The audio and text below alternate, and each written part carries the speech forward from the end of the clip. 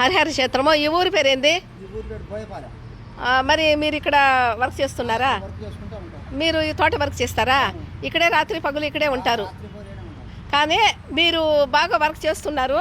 ఈ చెట్లు కూడా కానీ మంచిగా పెంచుతున్నారు. మంచి హెల్త్గా బాగా పెద్ద అనుకున్న ఫ్లవర్స్ కంటే కూడా ఇంకా పెద్ద పెద్ద ఫ్లవర్స్ ఎదుగుతున్నాయి. లోపల కూడా బాగుంటాయి.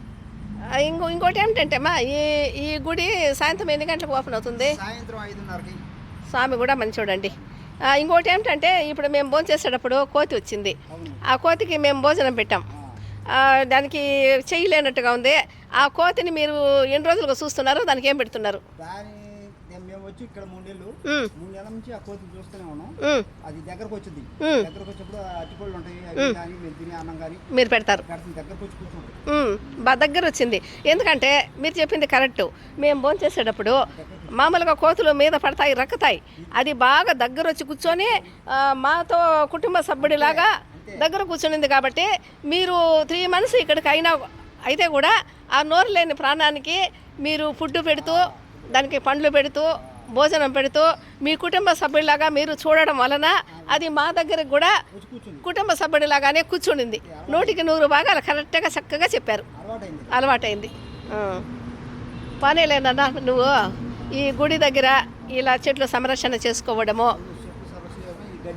గడ్డి తీయడము, పూలు కోయడము, స్వామికి పెట్టడము, ఉదయము. అవి కూడా పశువులు ఎవరివి? గుడి తరఫున. అదే కదా, గుడి తరఫున పశువులకు వాటికి ఆహారం వేయడము, వాటికి ఫుడ్ పెట్టడము, నీళ్లు పెట్టడము, భగవంతునికి మార్నింగ్ ఈవినింగ్ పువ్వులు కోసి ఇవ్వడము. ఆ భగవంతునికి కావలసిన పువ్వుల కోసము వీళ్ళు చక్కగా గడ్డి పెరగడము, వీటికి నీళ్లు పట్టడము, అవన్నీ చేస్తున్నావు. నీ పేరేమిటి నాన్న? శ్రీనివాసరావు. భగవంతుని పేరే ఉంది నాయన నీ పేరు. పోనీలే నాన్న, మంచిగా ఆ భగవంతుని సమక్షంలో సేవలు చేసుకుంటున్నారు. కోటేశ్వరమ్మ. మీరు ఇక్కడే బాగా సంతోషంగా హ్యాపీగా జీవిస్తున్నారు. మీకు పిల్లలు ఎంతమంది? మీకు నెలకి ఎంత ఇస్తారా? నెలకు 30,000 ఇస్తారు. ఆ 2 పిల్లలు ఏం చదువుతున్నారు? పెళ్ళి అయిపోయింది. నువ్వే చిన్నోడిగా ఉండవు. చదువు ఏం చదువుతుంది? పోనేనా, నన్ను చిన్నోడుగా ఉండవు.